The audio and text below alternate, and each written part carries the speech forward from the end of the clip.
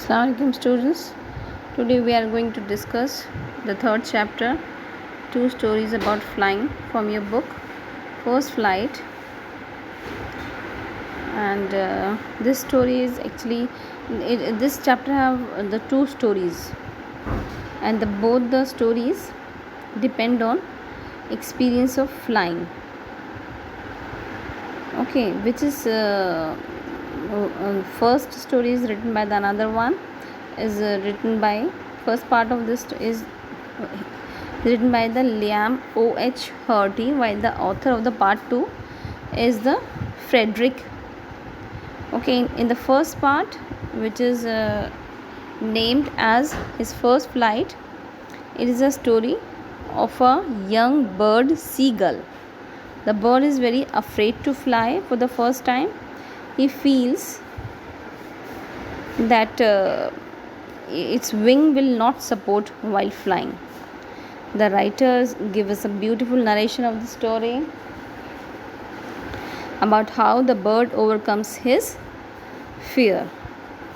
And in another part, the writer narrates the story about the student who is returning back to England on a flight. The story is describing the events that happen on the way and his narrow escape from the death with the help of the mysterious aeroplane. Okay, the story of his first flight is based on a young seagull who is afraid to fly because of the distrust on its wing. I mean, they won't believe that his wings would support when he fly, because he don't trust his wings. All his younger siblings, those who are the younger than him, can fly fearlessly despite their young age and despite their shorter wings. On the other hand, the young bird cannot gather the courage to trust his wings. So he always becomes afraid when coming forward to the brink of the ledge and attempting to fly. Whenever he tries to fly, he's not able to you can say to gather the courage and feel that I cannot fly. His mother and the father, one day the parents, they both were planned to make him fly. His mother and father come around calling him and threatening him starve on the ledge unless he flies, कि आपको खाने को नहीं मिलेगा अगर आपने उड़ने की कोशिश नहीं करी. But he don't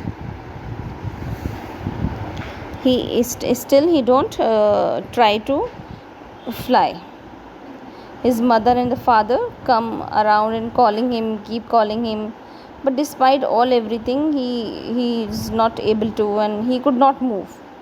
All day long he watches his parents flying, his siblings is flying, and the parents are teaching their siblings how to fly and how to skim the waves. I mean, the siblings are trying and learning through their parents, and he is watching, but he is not moving from his place because he is not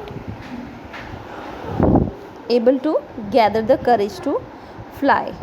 One day the whole family flies to big plateau, and on the opposite cliff the seagull is sitting hungry.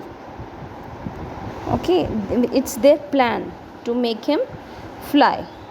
He begs his mother to bring him some food, but his mother denied, and on one condition he is ready to give.